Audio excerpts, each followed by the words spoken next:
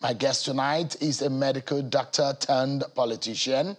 He is a former governor of Anambra State who also served as a senator representing Anambra Central constituency in the upper chamber from 2011 to 2015 and is now serving a second term as minister in the Buhari cabinet.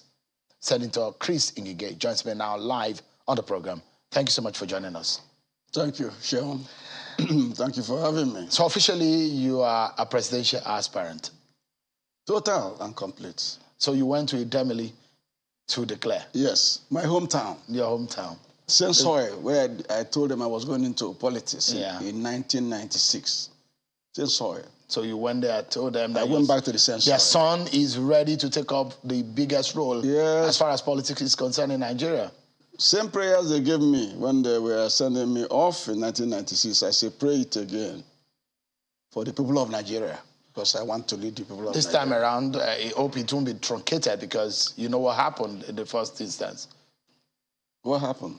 When you were governor, you didn't quite finish your term. No, but the important thing that I was governor. You were. And I touched the lives of the people. It's not how long, but how effective. Okay. What did the people benefit from me? You go to that state, you know. It's a while. All the roads, motorable roads there today are the roads constructed by Ngige between 2003 and 2006. Not the one conducted, done by Peter Obi? No, they're all washed off. Those ones are gone. Really? They didn't last more than 5 years. They were all gone. What about the ones by Obiano? Also gone. So it's only the one that you did? Yes, because I used reputable contractors. And I inspected the jobs by myself with my commissioner for works. Should I be surprised that you're saying this because, of course, you blow your own trumpet? No. If I don't blow my own trumpet, who will blow it for me? Yeah, but I mean, is it also right for you to have said all the roads done by Peter Obi, all the roads done by Willie Obi, and all of them are washed off? Go and ask Anambra people now. I'm not the one saying it. They are the ones saying it on television and the media and everywhere. Very few of their own roads are still there. There are sub-quality roads. I use reputable contractors. RCC, Renal Construction Company. I was the first second state governor to bring them into a state and pay them as and when due. Certificates don't stay more than 2 weeks. I brought Cetraco to them too. Each of them constructed, RCC alone did about 320 kilometers of roads. Cetraco followed, then Niger Cats that did the township roads in Onitsha and parts of Oka. Then some local contractors, Master Holdings, Intabao, I give them the roads that won't pose much challenge to them. Don't be surprised, because as a deputy director, I inspected road construction in teaching hospitals with the staff of the Federal Ministry of Works. So when I'm talking about roads, I know what I'm saying. Or any other construction job. You see, Honorable Minister, one thing that is far more important for me tonight above the issue of politics is education and the lives of the young kids of Nigeria who are now at home, not because of the holiday, but because the federal government is unable to settle the dispute with lecturers. Is it not sad that several weeks ASUU is on strike? We're not bothered about ASUU or the federal government. We're bothered about the lives of these young Nigerians who are idle, who are at home, and whose future are on the line just because of the dispute between federal government and the lecturers. Is it fair? The ASUU issue is a recurring decimal. ASUU strike, go into the history of education in Nigeria. You will see it. That ASUU have gone on strike in the last 20 years, more than 16 times. 2 decades. They stopped the last strike in December 2020 and commenced this other one precisely on 14th of February 2022. That's about 14 months. Or 15 months, if you want to call it 15 months. So my take on this is that It's a very sad situation. I'm a product of public universities, public schools. I went to, primary, secondary, voluntary agency schools, missionaries, but that was what was invoked then. And then after, I went to the University of Nigeria in Nsukka, did my MBBS. So I do not know why we have fallen to this low. Minister, you see, let me make an analogy. Let's assume that the federal government is the parent. Yes. And these children at home. Would you, as a parent, not find it wherever you may, search for the means to get your children to school? I have children at home. More than your own children. Minister, I'm talking about millions of Nigerians whose children are now at home. No. And for several weeks, Minister. No, just listen. And this is not this is something that has come over and over again. An agreement that the federal government has failed to meet with the lecturers. Would you give me a place? You are already... It's an emotional issue because I have concluded. No, it's not a... You know, this is not the first time we're having this conversation. Yes, but you are not making it... You're not making the point the way it should be. How? Because I am a conciliator. But you're part of government. I'm an arbitrator. We draw up an agreement. And in those agreements, some of them are money issues, some of them are not money issues. Let's talk in terms of the payment platform for the university system. The UTAS. UTAS, University Transparent Solution. Number one is that no employee, no worker, by ILO principles at work, no employer dictates to your employer how to pay you.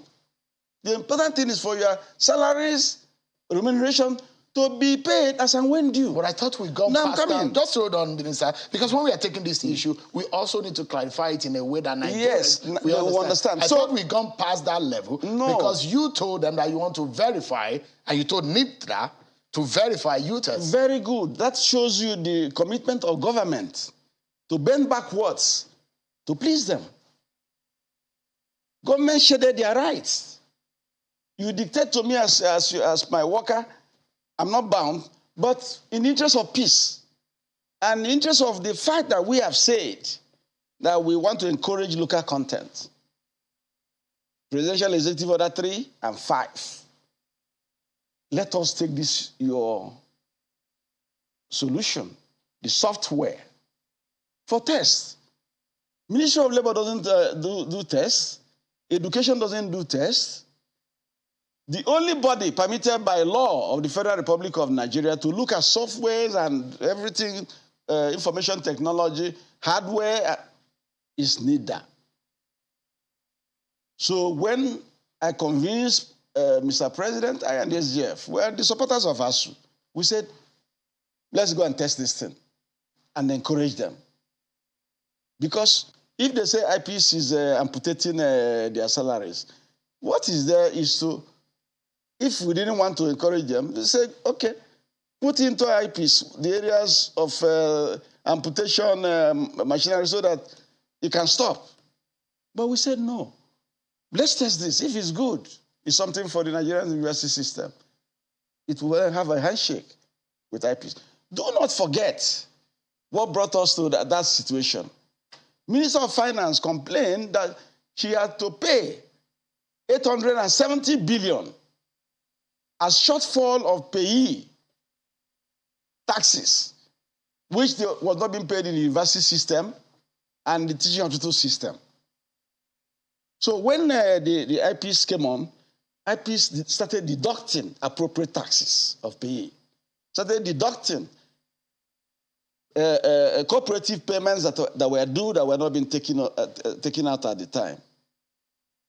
And of course, they protested and said that it was an amputation. We looked at it and we said, okay, no problem. Let us try IPs. IPs, according to the report I got from NIDA through their minister, the Minister of Communication and Digital Economy, they have 3 stages of tests Number one test is called user acceptance. And that is, who are the users of this your system?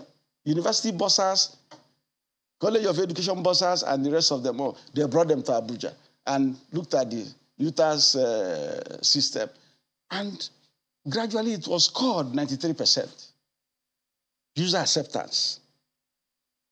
Integrity test. Vulnerability test. These other two tests are tests that look at a system and prevent hacking into the system.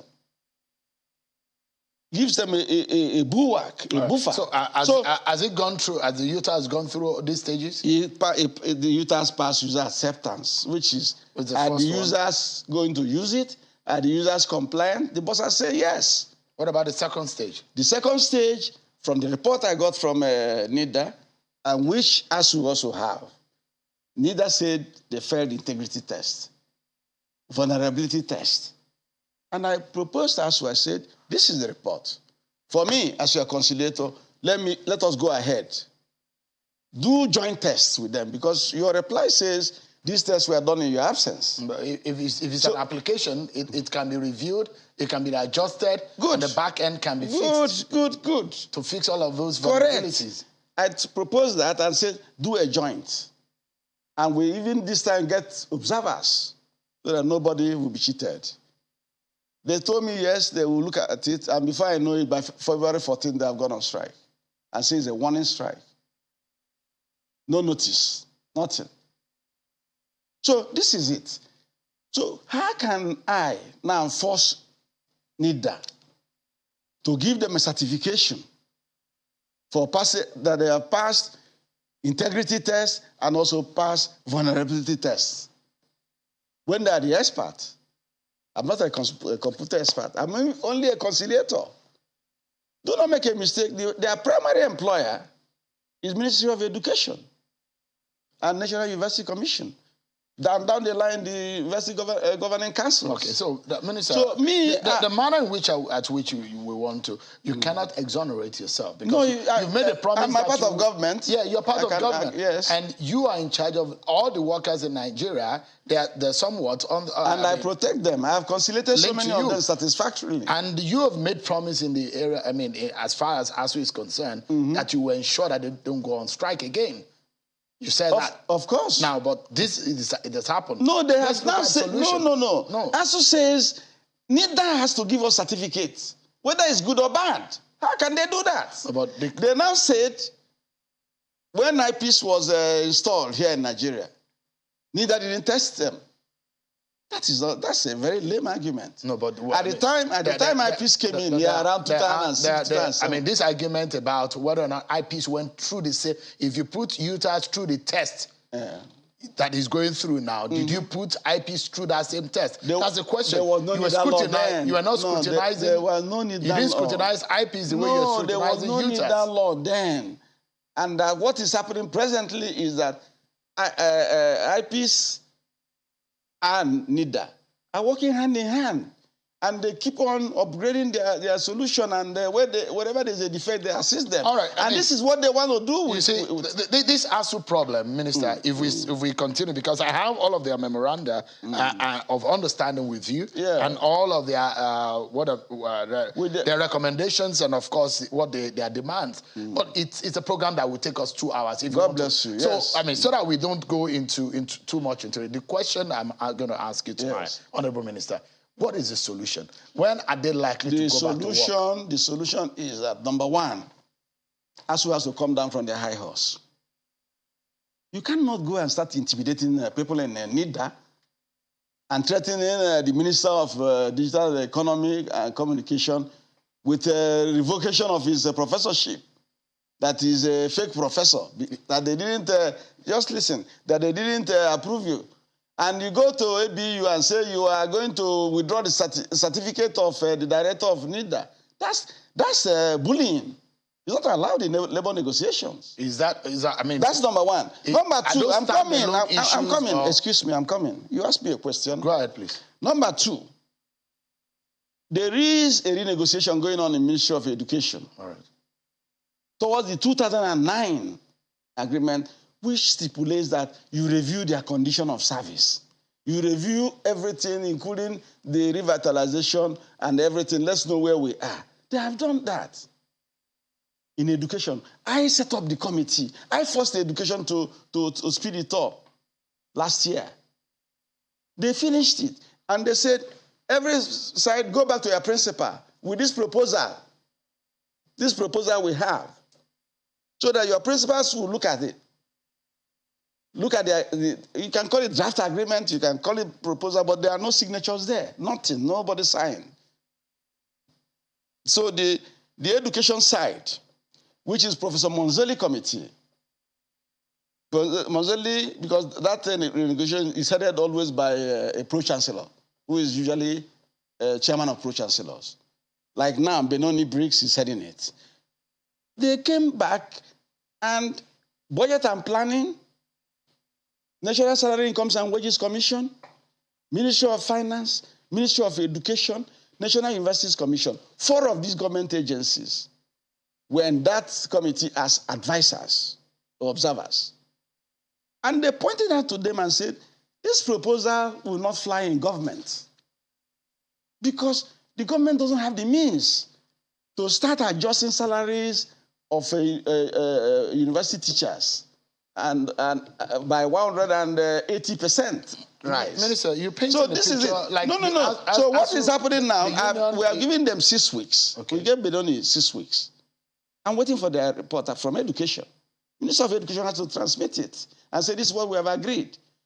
Of course, he will also transmit to the Presidential Committee on Salaries. When will 6 weeks end? The 6 weeks is ending by this Friday. By this Friday? Yes. So I'm calling everybody up by next week. What then happens if status quo remains? Well, the law says that once we start conciliation, that the Minister of Labour has apprehended. The law says that if it goes to Industrial Arbitration Panel, which is where I'm supposed to refer this matter to, if my conciliation fails, or the National Industrial Court, if the conciliation fails, it's a double-barrel thing. I choose the one I want and refer it there. If it fails in my place, I refer. But the law says that once conciliation has started at my level, you call off the strike. Okay. Whichever. So let's wrap this up. So what do you think is the immediate solution as a parent now? What do you think is a low-hanging fruit? The low-hanging fruit is that I'm on the neck of the committee in education. I cannot be in the neck of NIDA. That's above me. Education is where I'm pushing. So that that proposal should be redone. ASUU has to cooperate with the Benoni Briggs. You paint a picture as if ASUU is not considerate. Because they have refused to even go to Benoni Briggs committee. All right. And they said that their last proposal, as far as they are concerned, is the agreement. It cannot be an agreement. It's a collective bargaining agreement. For any of the students who are watching now, yes, and the parents who are watching now, yes, when do you think that this strike can end? How can I say? It depends on ASUU. The ball is in their court. They should go and meet the committee on Benoni and look at what the committee is doing, make their further inputs so that the work can be accelerated. But can you make a commitment to Nigerians? No, Honorable Minister. No, I will not. You're a parent. And but I will not, because the ball is not... If you allow me to make my point. Go ahead. Can you make a commitment as a parent, as a concerned citizen, as a government, to Nigerian people who voted your party into power, that these kids that are at home, when they say that when 2 elephants fight, the grass suffers, these kids are the ones suffering. Can you make commitment to Nigerians that you will ensure and you make sure that this strike, as much as you can, is called off? Well, I have made that commitment much earlier than you are now asking me to do. And I've not slept. I'm working. I've told the Benoni Briggs Committee, yes, we gave you 6 weeks on our table with ASUU is in this agreement here that I'm holding. ASUU knows that they have a 6 weeks timeline. And they are even refusing to go there. My own is to push Benoni Briggs Committee, ask ASUU, beg also NIREC, that is the Nigeria Interreligious Council that have been begging ASUU and everybody, for them to come and reach an agreement. All right. Honorable Minister, we need to take a break now. We'll take a break, and when we return, our conversation, because as far as I'm concerned, what is politics? What is governance without the average Nigerians? Is it not because of their lives that people who are in government are there? That's the reason why I've had to put this forward beyond all of the politics we needed to discuss tonight. And that's why we try to settle that first and foremost. But we'll take a break, and when we come back, our conversation with Senator Chris Ngige continues on the battle for the APC presidential ticket. Stay with us, everyone. We'll be right back. Welcome back to the program, everyone. Our conversation with the Honorable Minister of Labour and Employment, Senator Chris Ngige, continues now. Is not only a minister, but a presidential aspirant. Minister, how does it feel that you're now gunning for to succeed your principal? It's very exciting because if you look at it, I'm a two-term minister, which means I started with the regime, with the administration, 2015, and then was reappointed. So I've been, I passed through the crucible, so to say, as member of Federal Executive Council. So the government programs, vis-a-vis the programs of manifesto of our party, the APC, are well known to me. And the areas of success where you can mark us distinction are known to me. The areas of credit are known to me. The areas where some people can even say that we did not make credit or that we're just ordinary pass or we didn't even pass, depending on the side of the divide where you are. If you're a PDP fanatic, you say that we failed woefully and things like that. But the cardinal thing is that we should be judged from what was available to us the time we came in. What has the economy done in terms of resources accruing to government thereafter? Oil plummeting from $120 a barrel to $30, sometimes during COVID to 2014 dollars a barrel. And do you now fold your hand and wail and wallow in self-pity? The answer is no. So this government had to borrow. And they borrowed and put it in infrastructure for everybody to see. And with that, you can see the infrastructural development. Now, they've created some jobs, you created some sizable jobs, but they're not enough to stem the steep rise in unemployment. You go and you see the legacy projects of Lagos Ibadan, on road construction and bridges, Second Niger Bridge. You see work going on in Kaduna, Kano, Enugu, Okigwe, Umuahia, Aba, Port Harcourt. The rails that have been brought back to life. For those who have, you mentioned that you have excellent marking, grading in some areas. Yes. And you said for those who think that your party has failed woefully, perhaps we should not go too deep. Let's just take the three things that your party promised. Fighting corruption, security, and the economy. Economy and infrastructure, they go hand in hand together because that's what I've... let's take security, for example. Security, I can't discuss security in the open here. But what I can do as president... When you're talking about that your party has done well, and so your party should be judged by what you have done, those are your words. Yes, and the resources available to us. We also wait on the scale of what you said and what you have done. You said you are going to fix insecurity. And your party put forward a general that was going to fix it. That was what you promised to Nigerians. Yes. So the question is, have you done that? Well, the answer is yes or no. No, I mean, how many local governments were in the hands of Boko Haram when this general came? Yes, not. Borno State, Adamawa State. You know the number. They hoisted flags. They were collecting taxes in those other places. You don't want to put it. That's an aspect. That's why I said. Of course, yeah. Boko Haram have captured those places. Mm-hmm.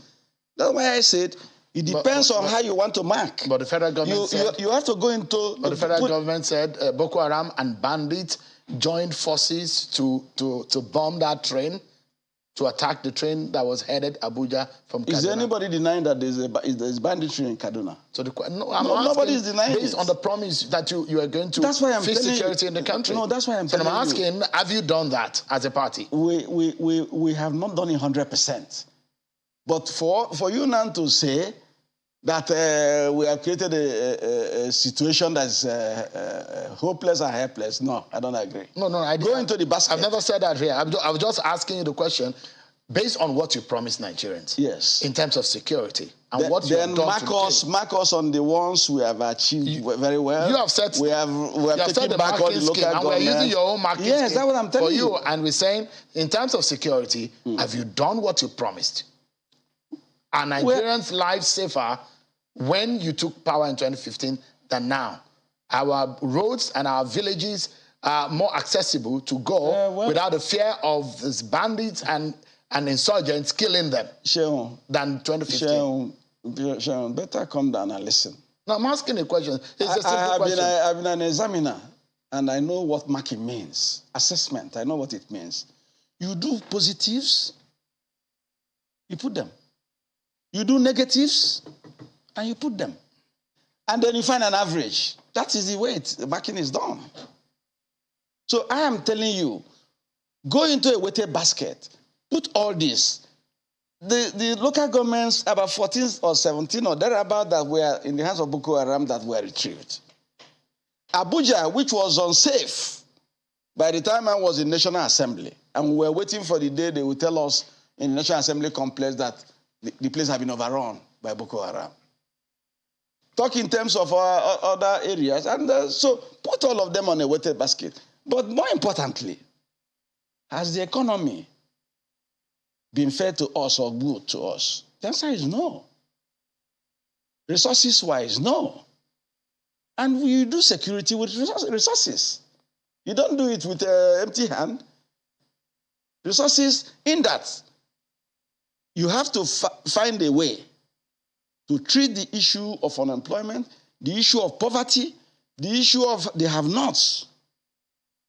It's a separate quantum of money. You also then treat the issue of armaments. So, Minister, recruitment of should you get your party's ticket and you win the election, you know it's a big burden that you'll be carrying. Yes, I know. I carried it in Anambra State, and I excelled. How would you solve the Nigeria security problem? No, I've told you I won't discuss it publicly here.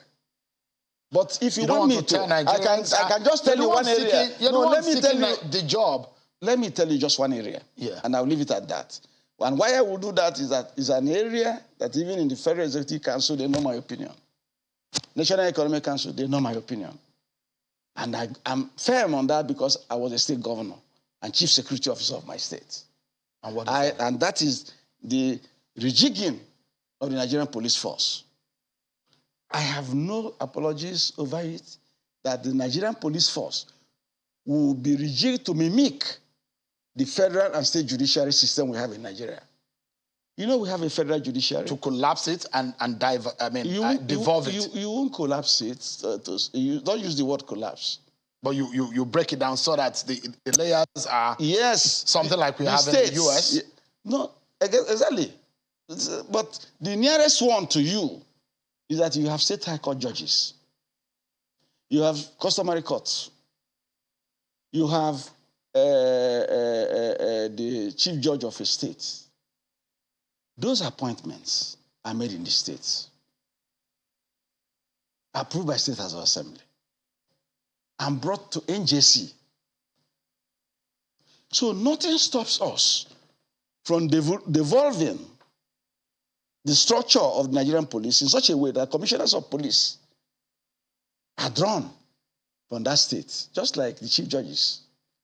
And they're appointed by a Nigerian Police Council, of which the president is chairman. That's your proposition. And governors. No, I've told you that it's a mimicry of what is there. Some people call it state policing. Yes, former President Obasanjo said that today. Yes, I like it, and it will work because the judiciary is working. So that you will embrace it. Should you be president? Of course, I will. All right, and it goes down even to local governments. I need to tick my checkbox. Your checkbox, okay, tick it good for me.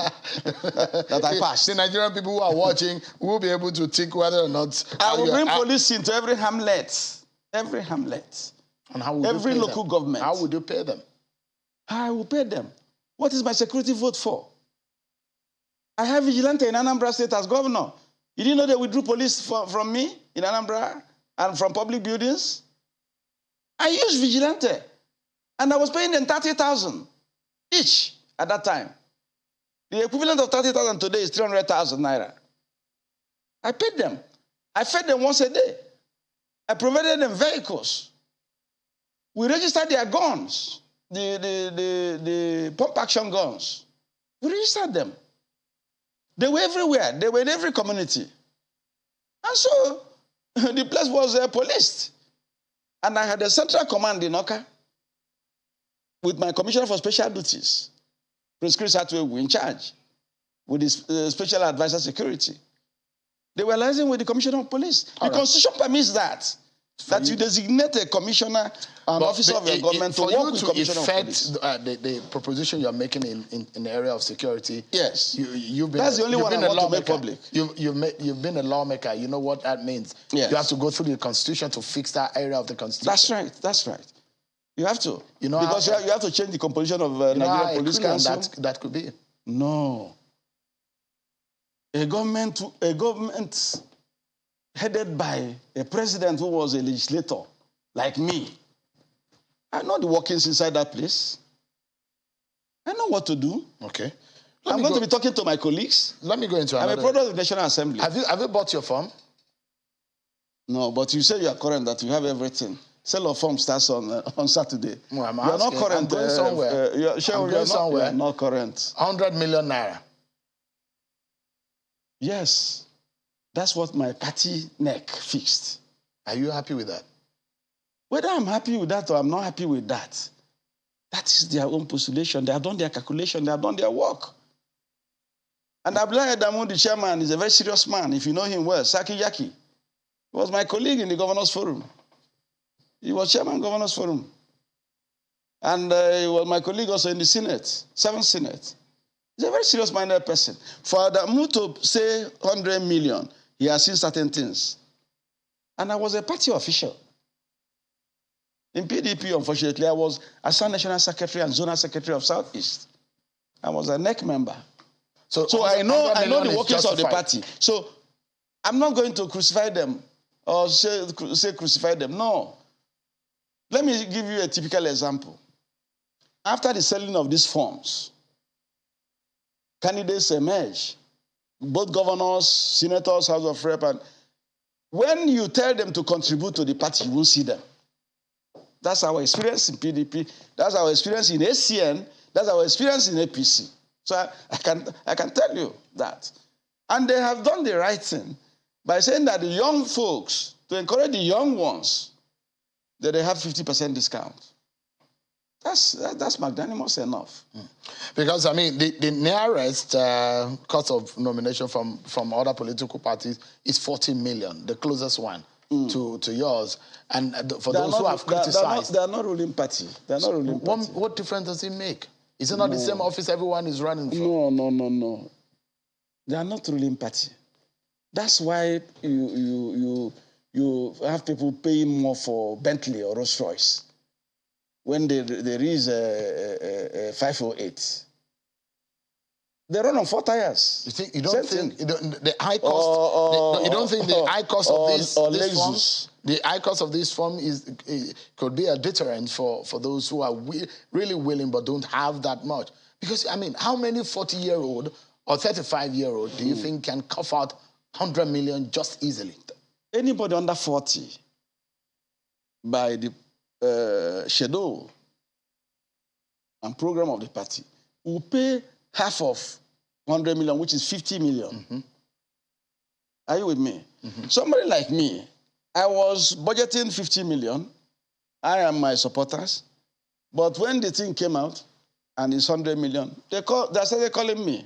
So how would you be able to foot that? Oh, I have supporters. I have well-wishers. Don't bother about me. You will contribute, even you, Femi. I know you contribute. I'm a friend. I'm your friend because you will contribute. Because I invite you to this program. You contribute. Politically speaking, I don't involve myself in such. Even if it's 20,000, I know you. No. I'm not sure I have such an amount. Okay, but the question is, at the end of the day, what gives you the confidence? And I'll show you the faces of some of those who are hopefuls and who are probably eyeing the ticket of your party. There are a long list of them. Some of your friends. What do you make of these names and these people and these faces? Are you intimidated in some way about this race? Senator Ben Ayede has not declared. But it's a hopeful. That's why I said potentials. Senator Ben Ayede has told us that he was going to run. Amaefele has not discussed. That's why I say it's a potential. I mean, his name is being mentioned all over the place. Don't give potentials. Those who have declared, and when we start buying forms, you bring the ones that are bond forms. And then we can do this appraisal. A few of your friends are there. Bola Tinubu, the vice president, Senator Rochas Okorocha, governor of Kogi State, Yaya Bello, Governor Dave Umahi, the Senate Chief Whip, Senator Ojus Okalu, the Minister of Transport, Rotimi Amechi. How tough do you think this race will be? It will be a very tough race.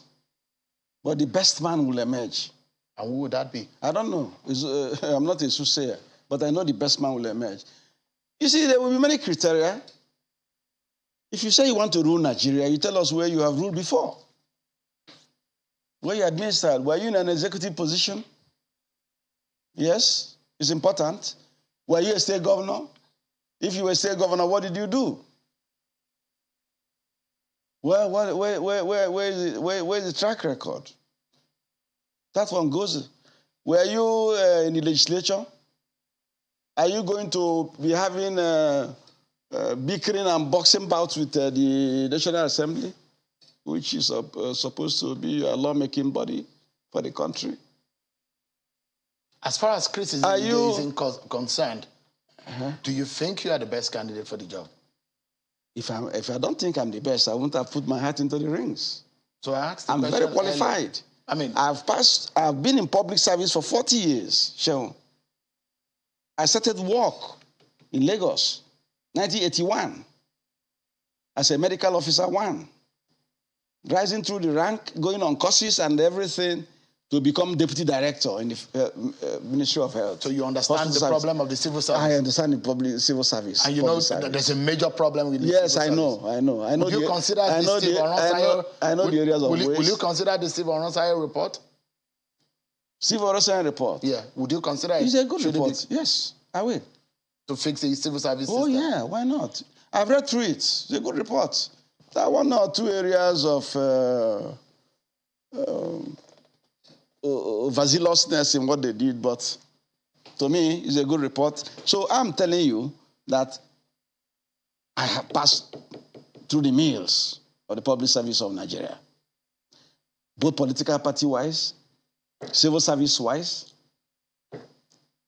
legislature, executive, at state level, and at the national level. I know the problems.